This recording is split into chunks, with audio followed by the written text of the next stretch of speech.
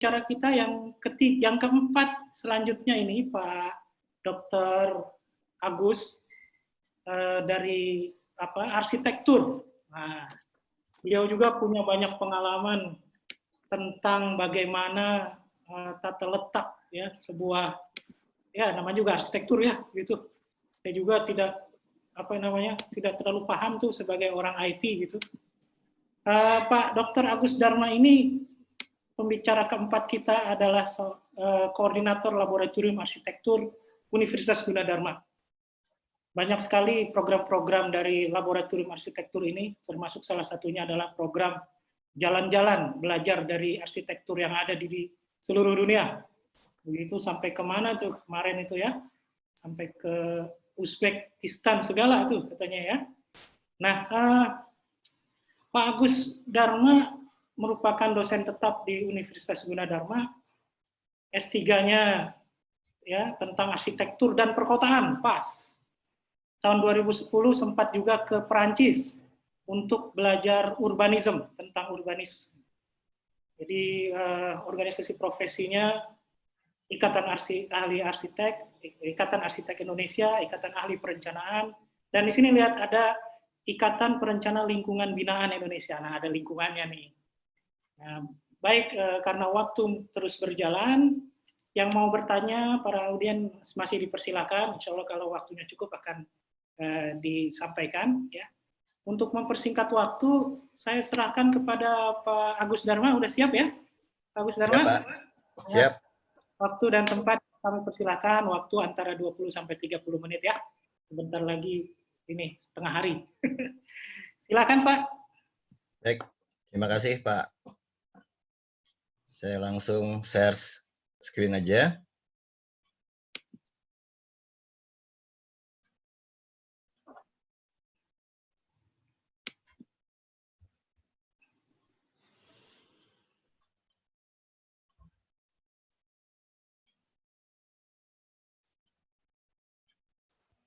Udah masuk ya Pak?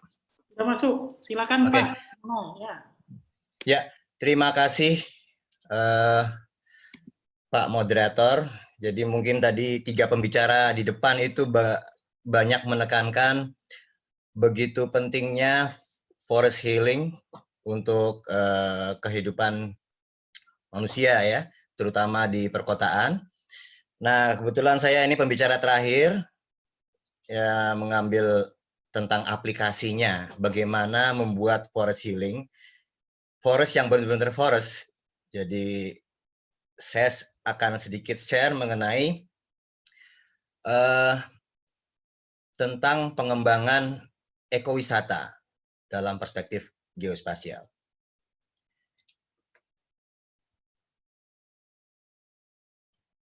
Baik, kita mulai dulu dari definisi wisata ya.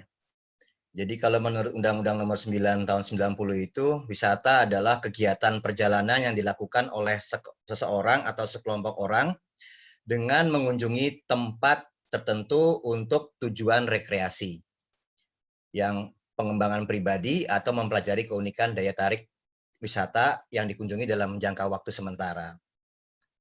Nah, pilarnya ada 4, yaitu industri pariwisata, destinasi pariwisata, pemasaran, dan kelembagaan.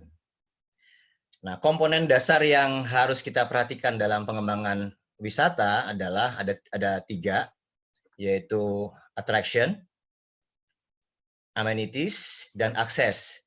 Jadi itu merupakan suatu supply yang harus kita sediakan supaya mendapatkan sesuai dengan apa yang menjadi demand. Nah, ini kerangka pikir dalam perencanaan pariwisata ke depan, termasuk mungkin bisa untuk pengembangan forest healing nanti di depan, di masa yang akan datang, adalah bagaimana kita merencanakan sisi produk dan sisi pasar sehingga mendapatkan suatu kepuasan dan manfaat ekonomi serta pelindungan sumber daya aset dan partisipasi masyarakat. Jadi harus tercapai keseimbangan antara sisi pasar, yaitu motivasi, preferensi, dan ekspektasi, dan sisi produk, atraksi, amenitas, dan aksesibilitas. Tetapi dalam perkembangannya, kita sudah tahu bahwa pariwisata itu banyak menghasilkan manfaat atau keuntungan ekonomi dan lain-lainnya ya. Tapi ada sisi negatif dari pariwisata. Yang pertama adalah konversi lahan yang tak terkendali. Banyak alih fungsi lahan. Kemudian eksploitasi berlebihan. Kemudian polusi udara dan suara, gangguan terhadap satwa liar, masyarakat lokal yang terpinggirkan, dan gangguan terhadap budaya setempat atau budaya lokal.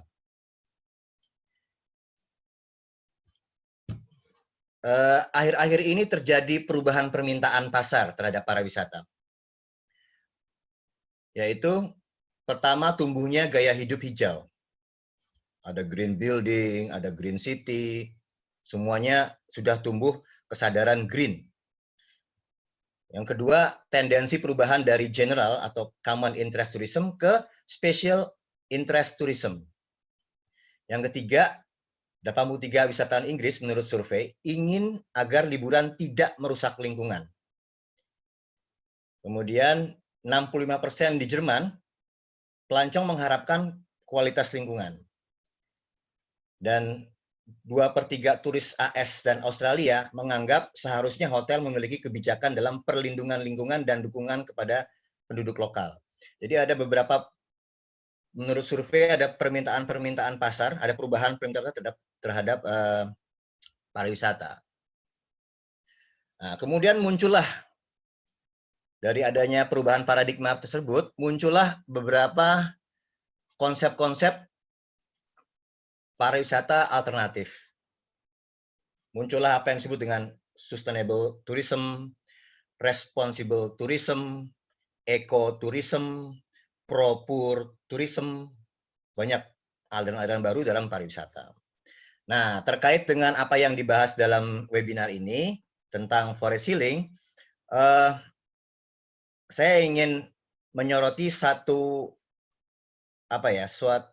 mazhab wisata yang disebut dengan ekowisata atau ekoturism, yang secara definisi adalah perjalanan bertanggung jawab ke tempat-tempat alami yang melestarikan lingkungan hidup dan menjaga kesejahteraan masyarakat setempat. Itu definisinya. Jadi ekowisata di Indonesia itu sudah diakui oleh pemerintah, sudah ada Permendagrinya tentang jenis-jenisnya apa. Kemudian kalau nggak salah juga ada Permen Menteri Kehutanannya juga tentang ekowisata. Untuk jelasnya kita akan lihat kegiatan apa saja yang ada di dalam ekowisata. Yang pertama wisata pemandangan, objek-objek alam, flora, fauna, perkebunan, dan seterusnya. Wisata petualangan, kegiatan-kegiatan di alam bebas, berburu, dan sebagainya. Wisata kebudayaan dan sejarah, wisata penelitian, dan wisata sosial, konservasi, dan pendidikan. Nah, ini dari 5 jenis kegiatan ekowisata ini, saya nggak tahu, ini mungkin ke depan kita perlu tempatkan forest healing itu masuk di jenis wisata yang mana. Mungkin kurang tahu saya ini kemana nih, mungkin bisa ke arah penelitian atau sosial, atau bisa mix gitu ya. Nah, komponen ekowisata, jadi kita bisa simpulkan bahwa komponennya ada 3. Yang pertama, dia harus konservasi, jadi nggak bisa mengeksploitasi alam, dia harus, prinsip pertama adalah konservasi.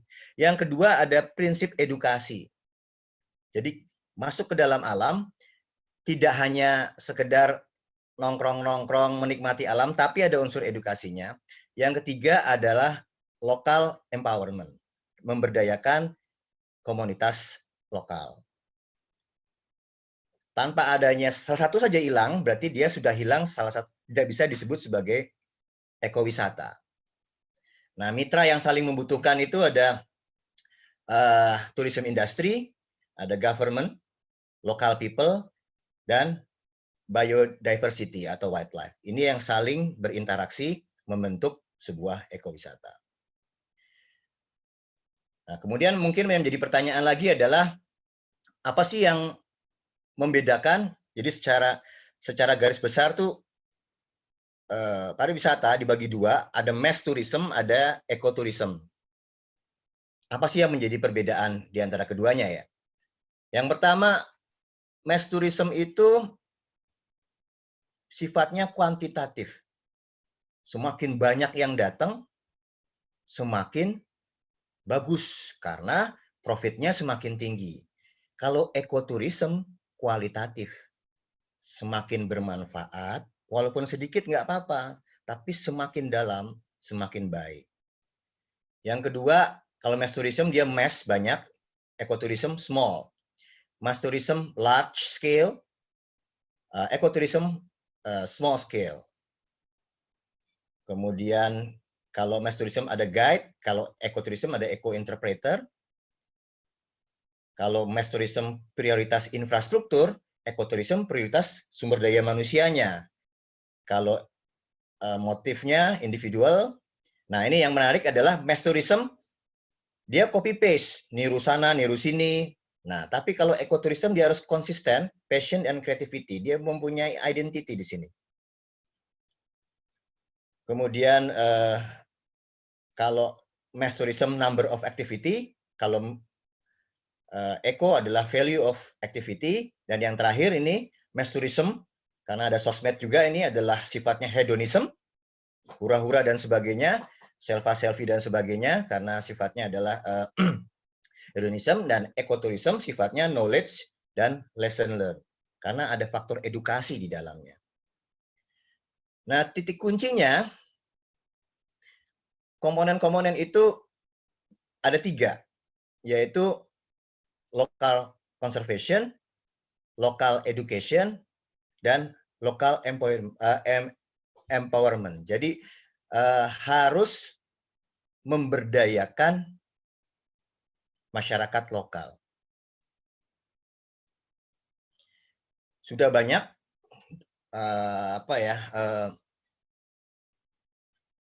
daerah-daerah yang mengembangkan ekoturism. Ini contoh, ini mungkin di Taman Nasional Baluran, Jawa Timur. Jadi Baluran Ekotur, kemudian Village Ekotur dan sebagainya. Sudah mulai berkembang. Ya, memang peserta-pesertanya nggak bisa banyak karena dia ekoturism, bukan mass tourism. Nah, kalau kita mau simpulkan, apa sih yang bukan ekowisata? Jadi kalau sebuah pariwisata itu bukan ekowisata, pertama adalah ketika sudah ada perubahan tata lingkungan. Jadi kalau dia merubah tata lingkungan, dia berarti menyalahi prinsip ekowisata. Kedua, tidak ada perubahan perilaku satwa. 3, ketika sampah menjadi masalah. Nah ini, di mass tourism sangat lazim terjadi. Keempat, ketika daya dukung terlewati. Carrying capacity-nya sudah terlewati. Dan yang terakhir, ketika masyarakat sekitar tidak berperan aktif. Jadi mungkin swasta yang menguasai, akhirnya pegawai-pegawainya di-hire oleh swasta, masyarakat setempat tidak ada terlibat dan sebagainya, dia tidak bisa dimasukkan dalam ekowisata. Ya, ini karena kita menyangkut ke masalah geospasial, saya ingin berbagi sedikit tentang teori-teori geospasial dalam pengembangan pariwisata. Jadi, pola-pola spasial pengembangan destinasi pariwisata.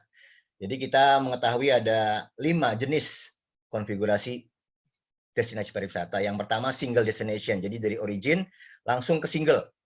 Nggak menggok-menggok, nggak mampir-mampir, langsung ke destinasi. Yang kedua, en route. En route itu beberapa destinasi sambil lewat dikunjungi. Yang ketiga, base camp. Jadi ada beberapa destinasi, tetapi si turis punya base camp di tengah. Yang keempat, regional tour. Ada beberapa daerah region yang dikunjungi secara bertahap. Yang terakhir, trip chaining, yaitu tur perjalanan keliling yang dapat melingkupi beberapa destinasi. Nah, posisi geografisnya harus diperhatikan ini dalam merencanakan nanti. Jadi pertama adalah akses mobil. Apakah destinasi itu bisa langsung diakses atau dari perumahan dia bisa ke infrastruktur transportasi, dia melalui plane atau kapal menuju ke destinasi. Kemudian dari destinasi, dari bandara ke tempat destinasi bagaimana. Nah, itu juga menyangkut posisi geografis dari tata letak destinasi pariwisata.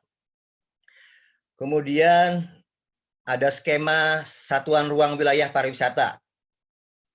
Jadi ada 3 unsur utama. Yang pertama adalah kompleks objek dan atraksi wisata yang dapat dipresentasikan oleh suatu klaster atau gabungan beberapa klaster. Jadi mungkin ada klaster-klaster, di dalamnya ada objek atau atraksi pariwisata. Yang kedua, adanya koridor sirkulasi antara klaster. Jadi antara klaster ini, itu ada koridor. Dan ketiga adalah area bukan objek dan atraksi, tetapi memiliki potensi untuk pengembangan pariwisata di masa mendatang. Jadi ada potensial traveler, tourist, and crucial. Jadi dia tidak punya, tapi dia supporting terhadap ini, dan mungkin juga di masa depan akan bisa dikembangkan untuk menjadi destinasi pariwisata. Ini kalau masuk ke dalam spot pariwisatanya, destination zone-nya ini, dalam zonasi ini, jadi yang menjadi core-nya di sini ada community, kemudian ada linkage, kemudian attraction complex, dan ada akses. Nah, ini yang dalam tata ruang, dalam pengembangan wilayah, kita coba biasanya membuat konsep-konsep pengembangannya dalam perencanaan tata ruang. Baik, saya dalam kesempatan ini ingin mengangkat sebuah studi kasus. Kebetulan 2 tahun yang lalu, saya ada penelitian tentang pengembangan ekowisata di Taman Nasional Lorelindo, sebuah hutan yang dikonservasi oleh negara di Sulawesi Tengah, sama-sama Pak Dodi juga. 2 tahun yang lalu, kita coba bagaimana mengembangkan kawasan hutan menjadi kawasan ekowisata. Jadi Indonesia ini memiliki 50 destinasi pariwisata nasional. Dalam Riparnas diterangkan ada 50. Nah, lokasinya Taman Nasional Lorelindo itu sebelah sini, di Sulawesi Tengah. Jadi ini posisinya di tengah, terletak di Provinsi Sulawesi Tengah. Secara administratif tetap di Kabupaten Sigi dan Poso, luasnya 217.991 hektar. Sangat beragam ekosistem yang ada di sana. Ada flora dan fauna endemik yang tidak terdapat di ekosistem di luar hutan tersebut. Juga yang sangat menarik adalah memiliki peninggalan masa megalitikum. Jadi banyak artefak-artefak di hutannya itu yang merupakan peninggalan masa megalitikum. Nah, ini adalah contoh peninggalan-peninggalan. Ini tingginya sekitar 8 meter ini. 8 meter, dan menjadi perhatian dari arkeolog dunia. Kalau nggak salah National Geographic di 2019 masuk ini, dan ada konferensi besar juga ini karena mau diangkat menjadi World Heritage UNESCO. Dan juga beberapa ahli arkeologi juga sedang mengembangkan hipotesis melalui jurnal-jurnalnya yang ingin merontokkan atau melawan, mengcounter teori bahwa perjalanan dari peradaban manusia itu dari Indonesia berasal dari Yunan. Jadi teori yang baru mengatakan kebalik, kita duluan baru mereka gitu. Nah, ini sedang ramai para arkeolog. Oke, itu ada di dalam hutan. Jadi ada flora fauna endemik, ada megalitikum. Ini menarik sekali. Tapi ini merupakan taman nasional yang sangat dikonservasi, yang tidak bisa semena-mena, apalagi illegal logging, nggak mungkin di sini. Nah, ini ada zonasi. Ini dilanggar berarti melawan aturan hukum. Jadi yang merah ini adalah zona inti. Zona inti itu zona yang nggak boleh diutak-utik lah istilahnya. Kemudian zona rimba masih bisa dirambah. misalnya untuk mencari kayu bakar dan sebagainya. Yang coklat ini zona tradisional permukiman, yang hijau ini zona pemanfaatan, dan seterusnya gitu ya. Nah, kalau kita mengembangkan ekowisata di dalam suatu hutan, maka yang boleh dilakukan hanya di zona pemanfaatan dan zona tradisional. Karena kita akan melibatkan masyarakat lokal. Hanya di zona situ saja, nggak boleh merambah yang lainnya. Nah, ini objek wisata yang ada. Jadi ada bird watching, ada danau tambing, traditional house, megalith, budaya, kemudian memberikan makan hewan, vegetasi, herbal, dan seterusnya, banyak sekarang. Nah, sekarang kita dari segini luas dan segini banyak objeknya, bagaimana menyusun sebuah master plan ekowisata. Pertama kita lihat, kita identifikasi pergerakan wisatawan ke arah sana itu dari mana aja sih. Ternyata terbanyak dari Palu di bagian utara ini, langsung ke arah spot-spot pariwisata. Jadi memang kalau mau ke sini pasti biasanya ke Palu dulu. Kebetulan kami survei 2 kali ke sana itu. Jadi yang pertama sebelum gempa, yang kedua setelah gempa. Jadi kita bisa melihat dampak-dampak gempa juga di Palu. Yang kedua adalah ada connecting juga ke perjalanan Toraja dan Tentena di sini. Karena di beberapa daerah juga ada taman nasional di sini. Nah, ini kemudian kita susun tim untuk survei. Jadi kebetulan kita tidak menurunkan drone karena untuk mapping kami sudah mendapatkan peta-peta GIS dari Balai Besar Taman Nasional. Jadi mapping sudah dapat. Tinggal yang menjadi masalah adalah kita ingin melakukan mapping dalam artian spot atau titik-titik di mana ada potensi-potensi wisata. Yang kedua adalah di mana perlu ada peningkatan infrastruktur. Dan yang terakhir adalah di mana kita harus memberikan akses atau jalan penghubung antar destinasi. Dibagi 3 tim, 1, 2, 3. Kebetulan saya tim 1, Pak Dodi kebetulan di tim 3, jadi kita lain daerah. Kita bawa surveyor, kita bawa GPS untuk ngitikin, kita juga bawa ya macam-macam lah alat survei gitu, termasuk kuesioner untuk masyarakat. Nah, ini hasil-hasilnya. Nanti kita masukkan ke dalam GIS, titik-titik lokasinya, nanti berhubungan dengan foto-foto, termasuk kondisinya bagaimana. Jadi data-data yang terkumpul di sini menjadi database dari Balai Besar Taman Nasional. Ini tim 1, apa aja di dalam situ, banyak megalitikumnya banyak. Kemudian tim 2, tim 3. Nah, ini jenis-jenis bangunan tradisional yang ada. Ada Tambi, Duhunga, Buho yang ada di sana, yang menjadi masukan kepada kami nanti dari tim arsitekturnya untuk bagaimana mengembangkan pola-pola bangunan dalam ekowisata yang berbasis budaya lokal. Ya, ini metodologinya karena kita ingin melakukan sebuah perencanaan master plan, maka kita mempunyai metodologi strategi pengembangannya. Jadi kita selain GIS tadi ya, kita menggunakan analisis SWOT yang di-mix dengan AHP, jadi SWOT yang dikuantitatifkan, menggunakan analytical hierarchy process. Nanti dari spot-spot itu kita masukkan hasilnya menjadi dalam kuadran, sini ada kuadran.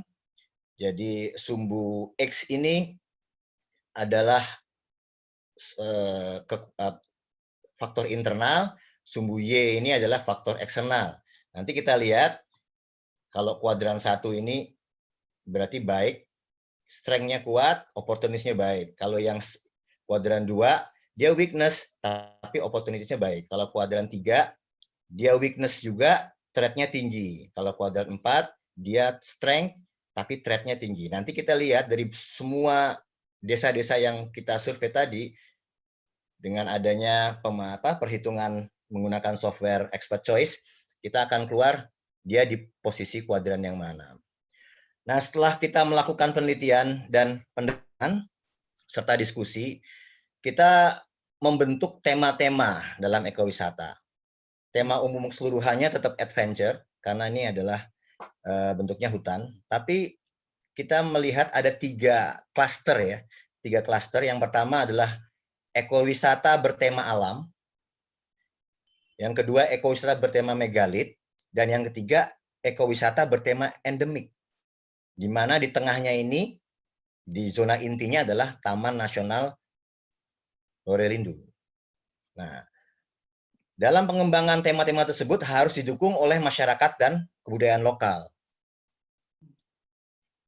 Dan adanya interkoneksi antar tema wisata. Ini yang akan dikembangkan dalam perencanaan ke depan. Pak Jadi Agus, kalau kita lihat, ya Pak. punya 10 menit lagi ya Pak Agus. Oke, ya ini pola-polanya sudah terbentuk seperti ini. Jadi ada klaster, ada pusat-pusatnya. Oke, ini kita lakukan superimpose ke GIS. Kita lakukan pengembangannya. Nah, ini adalah linkage antar daerah wisata. Kita kembangkan mana yang boleh mobil, mana yang trekking, mana yang hanya kendaraan roda 2 dan seterusnya kita tentukan. Nah, yang nggak kalah penting adalah badan pengelola ekowisatanya. Jadi tetap di bawah Balai Besar Taman Nasional. Nanti ada 3 zona. Nanti ada Balai Besar untuk konservasi, ada Dispar untuk pengembangan wisatanya, ada masyarakat untuk budaya, dan ada Balai Perlindungan Cagar Budaya untuk cagar budaya. Masing-masing punya ininya. Nah, ini yang saya bilang tadi, ini adalah ininya kuadran-kuadrannya, letak-letak daripada posisi kondisi desa-desa yang ada. Nah, ini desa-desa yang ada. Jadi yang paling bagus tuh yang di sini kuadran 1. Nah, ini kemudian kita bikin scoring, profil kompetitif. Jadi yang paling baik ada 6. 6 ini yang akan kemudian kita push di awal untuk dikembangkan terlebih dahulu. Nah, kita konversikan menjadi sebuah tahapan pembangunan. Nah, ini yang paling maju, medium, dan terbelakang. Nah, kita buat action plan-nya bagaimana untuk masing-masing. Nah, kemudian dari sini kita dapat desa Tambing yang paling tinggi. Makanya untuk pilot project-nya kita mengambil desa Tambing ini. Itu adalah di pinggir Danau Tambing. Kondisinya seperti ini. Nah, ini fotonya. Jadi ada komunitas birdwatching, ini danaunya, kemudian ada camping ground. Kemudian kita analisis topografi, kita buat site plan. Kita studi tentang gempa, karena di sana juga hampir 3 bulan sekali ada gempa, walaupun tidak besar. Nggak tahu, mungkin Lorelindu itu, lindu kalau bahasa Jawa kan gempa ya. Apakah memang dari dulu namanya itu memang daerah gempa? Nah, ini site plan-nya, pengembangan. Ini site plan-nya, pengembangan dari spot yang menjadi titik sentral daripada keseluruhan ekowisata. Ini perspektifnya. Ini adalah yang lazim dikenal dengan guest house atau ekolog, tempat penginapannya. Tidak banyak, hanya sekitar 12-an saja. Ini 3 dimensinya kira-kira dari pilot project-nya mereka.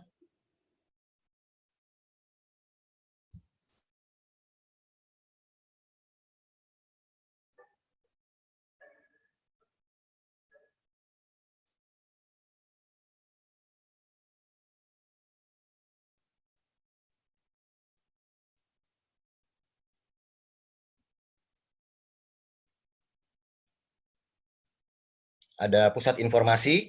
Nah, ini jadi mungkin kalau wisatawan ke sana bisa tahu mana saja link dari destinasi wisata yang ada di Lorelindo.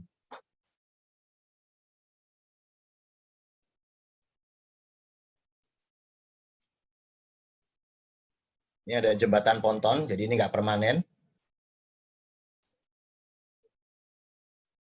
Ada restoran untuk mereka menyediakan makanan. Ini melibatkan semua karyawan di sini adalah bagian dari kelompok-kelompok wisata masyarakat lokal. Ini yang bentuknya agak aneh, ini adalah existing, jadi pembibitan anggrek kalau nggak salah.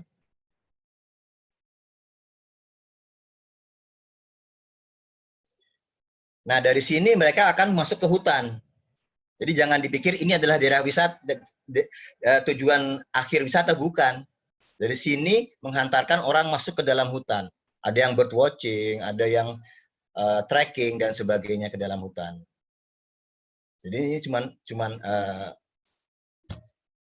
menyambut saja sebagai entering point aja. Ini ekolognya dibuat sesuai dengan ciri khas dari tadi bangunan-bangunan tradisional yang ada di Lorelindo.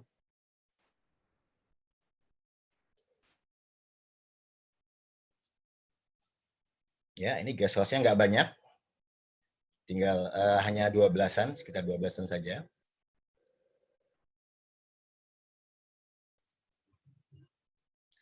Baik, saya kira demikian saja Pak Iqbal, presentasi dari saya. Saya kembalikan ke Pak Moderator. Terima kasih.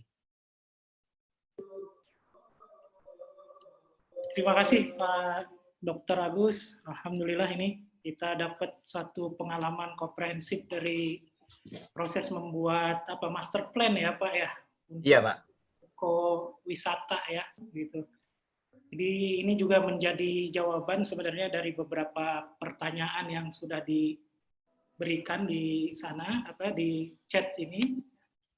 Ini ada dua nih Pak pertanyaannya nih Pak, dari Agus juga ini namanya Pak, Agus Dunartanto dan juga dari Abdul Malik Saleh. Ini pertanyaannya kurang lebih sama, apakah prasyaratnya untuk memulai sesuatu desa wisata atau ekowisata seperti itu tadi, apakah prasyaratnya, terus apakah butuh kajian tertentu atau merujuk ke lembaga tertentu misalnya begitu. Dan gimana kalau misalnya ada ekowisata yang berbasis masyarakat adat ini, dari Pak Abdul Malik Saleh juga menanyakan hal yang mirip-mirip nih. Mohon pendapatnya Pak Agus. Baik, terima kasih. Ya, seperti yang tadi saya presentasikan, jadi memang tidak bisa kalau kita mau mengembangkan ekowisata ya. Jadi kita tetap, jadi paradigmanya kita ada dua yang besar tuh, mass tourism atau ekoturism. Kalau ekoturism hampir dipastikan tidak boleh tidak melibatkan masyarakat lokal. Karena dia sifatnya spesifik. Dia sifatnya adalah karakter lokal menjadi daya tarik pariwisata. Tidak dibuatkan yang baru, tidak cangkokkan kegiatan yang aneh-aneh. Jadi memang benar-benar potensi-potensi yang di sana. Jadi kalau memang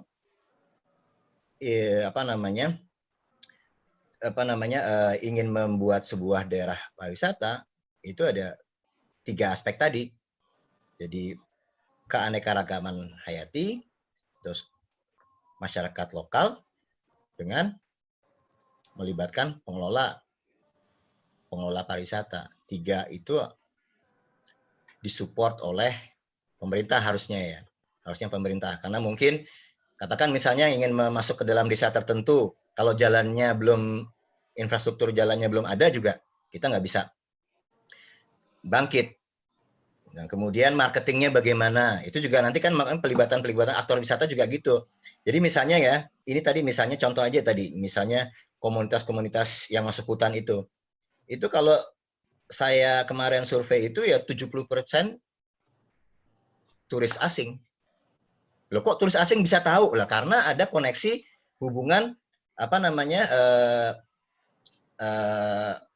pariwisata ke luar gitu. Nah, ini yang menjadi tantangan kita ke depan adalah di situnya.